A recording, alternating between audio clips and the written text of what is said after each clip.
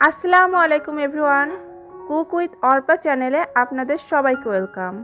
বাসায় যদি কোনো ভেজিটেবল না থাকে তাহলে শুধুমাত্র আলু দিয়েই তৈরি করা যাবে মজাদার এগ চাউমিন। হুটহাট চাউমিন খেতে ইচ্ছা করলে খুব সহজেই আলু দিয়ে এই এগ নুডলস দিয়ে চাউমিনটা তৈরি করে নিতে পারবেন। তাহলে চলুন কিভাবে তৈরি করা যায় দেখে আসি। আমি এখানে স্টিক নুডলস নিয়েছি 150 গ্রামের মতো। আপনারা চাইলে এখানে এগ নুডলসটাও নিতে পারেন। আমি এখন এই স্টিক নুডলসটাকে সিদ্ধ করে নেব। তার জন্য চুলাইতে পানি গরম করতে বসিয়ে দিয়েছি। পানিটা যখন টকবগিয়ে ফুটে আসবে তখন আমি এর মধ্যে দিয়ে দিচ্ছি নুডলসগুলো। আপনারা চাইলে পানির মধ্যে কিছুটা লবণ এবং 1 চামচ সয়াবিন তেল অ্যাড করতে পারেন। এতে করে নুডলসটা অনেক বেশি ঝরঝরে হবে। কিন্তু আমি যে নুডলসটা নিয়েছি এই নুডলসটা এমনিতেই অনেক বেশি ঝরঝরে হয়ে থাকে। আর চেষ্টা করবেন পানিটা একটু বেশি নেওয়ার জন্য, এতে করেও নুডলসটা কিন্তু অনেক বেশি ঝরঝরে থাকবে সিদ্ধ করার পরে। আমি ঢাকা দিয়ে নুডলসটাকে সিদ্ধ করে নিয়েছি। আমার নুডলসটা খুব তাড়াতাড়ি সিদ্ধ হয়ে গিয়েছে। এখন এটাকে আমি ছেঁকে ঠান্ডা পানি দিয়ে ধুয়ে একটা স্ট্রেনারে রেখে দেব। এতে করে সমস্ত জল ঝরে যাবে। এরপর আমি অন্য একটি পাত্রে সয়াবিন তেল দিয়ে দিয়েছি 1/4 কাপের মতো। তেলটা যখন কিছুটা গরম হয়ে এসেছে তখন দিয়ে দিচ্ছি 1.25 কাপ পরিমাণ পেঁয়াজ কুচি এবং 6-7টা কাঁচামরিচ কুচি। এখন আমি এর মধ্যে আলু কুচি দিয়ে দিলাম 1 কাপ পরিমাণে। আমি এখানে আলুগুলোকে একটু মোটা মোটা করে কুচি করে নিয়েছি, আপনারা দেখেই বুঝতে পারছেন। এখন আলুটা সিদ্ধ হওয়া পর্যন্ত এটাকে ভাজতে হবে। আমি এখানে দিয়ে দিচ্ছি 1/2 চা চামচের মতো লবণ, অথবা স্বাদ অনুযায়ী আপনারা দিতে পারেন। আর দিয়ে দিচ্ছি সামান্য পরিমাণে হলুদ। এখন এই আলুটাকে ঢাকা দিয়ে লো ফ্লেমে সিদ্ধ করে নিতে হবে। আমি কিন্তু এখানে কোনো পানি অ্যাড করব না।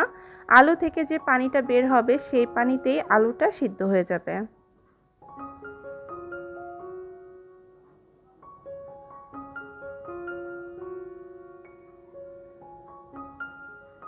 ফিরে আসলাম কিছুক্ষণ পরে।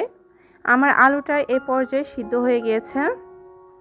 আমি কিছুক্ষণ পর পর ঢাকনা তুলে আলুটাকে নেড়ে চেড়ে সিদ্ধ করে নিয়েছি। এখন আমি এখানে একটা ডিম দিয়ে দিচ্ছি।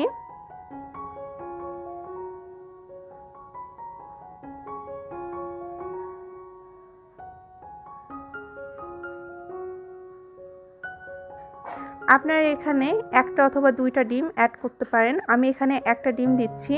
ডিমটাকে খুব ভালোভাবে আলুর সাথে মিশিয়ে নিতে হবে।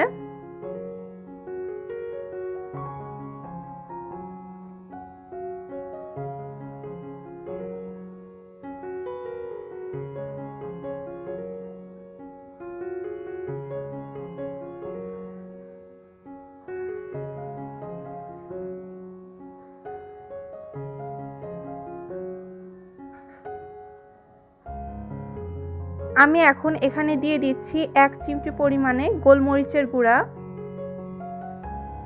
গোলমরিচের গুঁড়াটা দিবেন, তাহলে খুব ভালো একটা ফ্লেভার পাবেন। নুডলসের সাথে আমার যে মশলাটা ছিল সেই মশলাটা দিয়ে দিচ্ছি 1 প্যাকেট।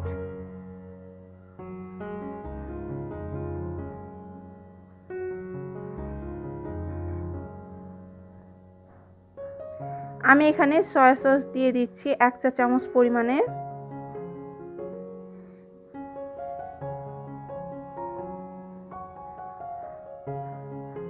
এখন কিছুক্ষণ নেড়ে চেড়ে ভেজে নেওয়ার পরে আমি সিদ্ধ করে রাখা সেই নুডলসটা দিয়ে দিলাম।